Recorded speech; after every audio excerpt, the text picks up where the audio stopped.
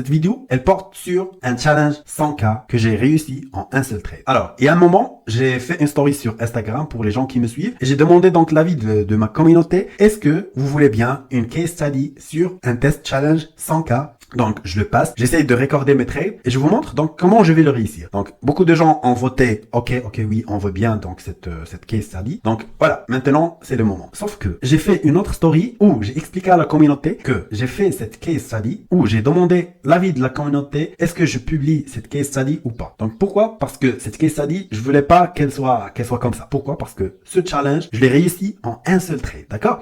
Et c'est l'un des avantages de la pop firme TickTick-Trader. Donc, il n'y a pas de minimum day pour réussir le challenge. Il n'y a pas de phase 1, phase 2. Il n'y a pas, voilà, des jours que vous devez donc trader pour réussir le challenge. Non, vous pouvez réussir le challenge dès votre première journée. Il n'y a pas de minimum day pour réussir le challenge, d'accord? Donc, ce compte s'appelle le compte Express. Donc, elle a des avantages et des inconvénients. La première des choses, donc, c'est le prix. Elle est vraiment moins chère. Ensuite, donc, le target, c'est $6,000. Donc, normal, c'est un compte 100K. Le max de position que vous pouvez faire, donc, c'est le nombre de contrats, c'est 14. Donc, c'est déjà bien, même si 14 c'est abusé, d'accord, parce que 14 c'est beaucoup. Il n'y a pas de daily loss, ça c'est l'un des avantages de ce compte. Le drawdown, donc c'est tick drawdown, c'est 3500, donc c'est déjà bien, il y a une marge. Mais l'inconvénient, c'est que vous avez 2 semaines pour le réussir. Donc ici, c'est 15 jours, y compris les week-ends. Donc voilà, la première semaine, il y a donc pas de trading le samedi et dimanche. Donc ça fait moins 4 jours.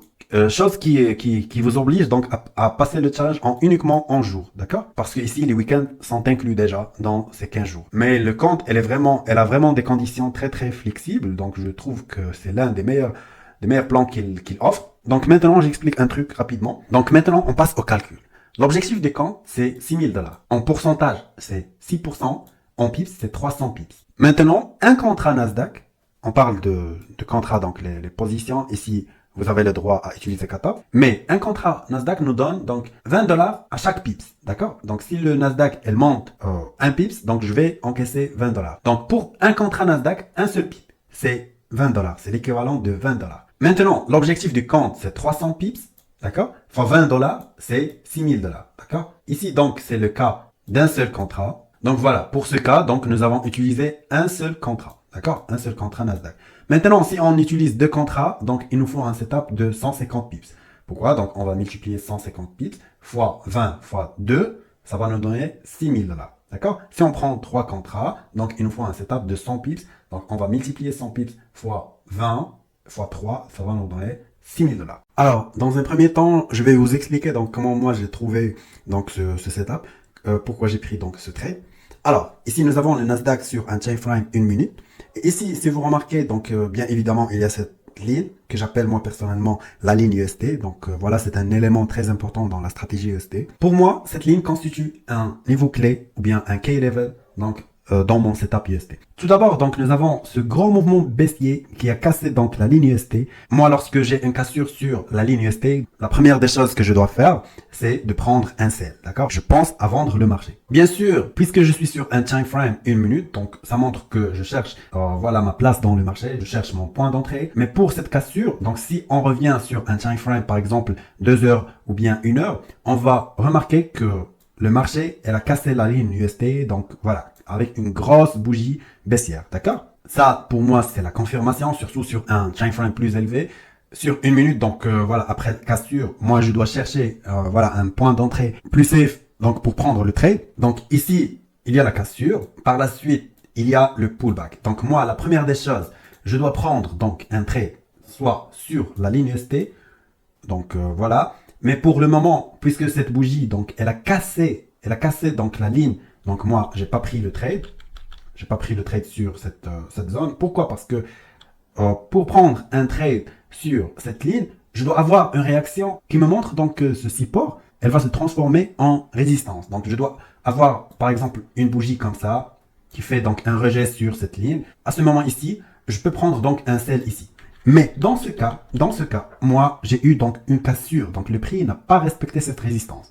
Donc il n'y a aucun signe que la résistance est solide ici. Donc voilà, pour moi, donc ce niveau donc voilà, n'est pas valable pour prendre une entrée. D'accord? Ensuite, donc le marché après cette montée, elle a fait donc un pullback sur cette ligne. Et donc, regardez bien, il y a un rejet sur cette ligne. Le marché n'a pas pu casser donc la ligne. Donc, on voit que le support, il tient toujours ici. D'accord? Même après cette cassure, il tient toujours. Un retest ici. Après, le marché, elle a monté. Maintenant, elle a fait donc voilà un mouvement comme ça. Mais moi, ce qui m'intéresse le plus, donc c'est cette bougie d'indécision qui se trouve ici. D'accord? Donc par la suite, donc le marché, elle a baissé encore une fois, donc elle casse pas donc voilà le support. Donc cette bougie là, pour moi, constitue donc un order block. Voilà, un order block ici. Le marché, elle a baissé. Ensuite, elle a fait donc voilà une correction. Après, elle a baissé, donc voilà, elle a cassé donc ce low. Mais toujours, elle casse pas donc le support. Donc encore un retest ici. D'accord? Voilà, également ici, encore un retest. Voilà, laissant une mèche. Par la suite, le marché, elle monte pour combler l'order block. D'accord? Donc à ce moment ici, donc sur cette zone d'order block, moi je dois prendre un sell. D'accord? Pourquoi? Parce que dans un premier temps, j'ai dit que cette ligne UST, donc me sert de point d'entrée, mais après réaction. Donc, puisque ça n'a pas été respecté, donc voilà, je vais chercher donc sur cette zone. Donc, normalement ici, lorsque le prix elle a comblé l'order block, moi, j'ai pris donc un trade en retard. Donc voilà, je l'ai pris ici un peu en retard. Normalement, je dois le prendre donc sur cette zone. Pourquoi? Donc pour pouvoir tout simplement placer mon SL en dessus de l'order block, donc ici. D'accord? Donc si je prends un point d'entrée ici, donc je place le SL ici. Voilà. Comme ça, si le prix, donc, elle casse donc l'order block, donc le trade n'est plus valable, je dois chercher un autre point d'entrée. Mais pour le moment, puisque j'ai pris le trade en retard, donc j'ai placé un SL ici, donc voilà, c'est un SL qui n'est pas safe. Le meilleur SL doit être ici. Mais pourquoi j'ai pas placé le SL ici? Parce que dans ce trade, j'ai pris 3 contrats. Et donc, si je place le SL ici et mon point d'entrée ici, et si le marché donc touche le SL, donc je vais perdre beaucoup. Ici, c'était un trade agressif, mais quand même, je respecte la perte quotidienne que je dois perdre. Donc ici, donc si le SL a été touché, donc moi je vais perdre moins 650, d'accord, sur ce trade. Et ici, le TP, donc l'objectif du TP, donc c'est 6550. Enfin, donc pourquoi j'ai placé le TP sur ce niveau, donc c'est pas aléatoire, tout simplement parce que nous avons donc ce low ici. Donc le marché, elle peut donc venir sur ce low.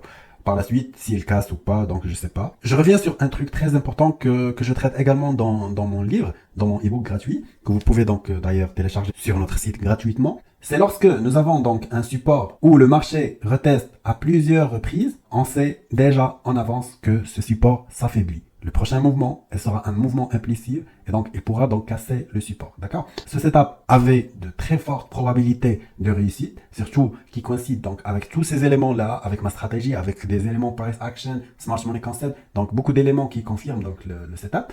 Je trouve que le marché, elle peut donc voilà venir ici faire des retests sur le support, mais par la suite, on sait bien qu'il va le casser. D'accord? Ici, il casse donc ce support, elle peut donc revenir combler donc des imbalances ou bien voilà ce gap ici ou bien des order blocks qui va créer par la suite, mais par la suite, hop, elle touchera donc le TP. C'est un trade avec une grosse probabilité de réussite. D'ailleurs, c'est pour ça moi que j'ai pris 3 contrats, j'ai activé le mode agressif. Maintenant, je vous laisse avec la vidéo sur le trade. Donc c'était un trade qui a pris donc plus de 2 heures je pense. Je vais accélérer donc la vidéo. Comme ça, vous voyez comment le prix elle va faire, etc.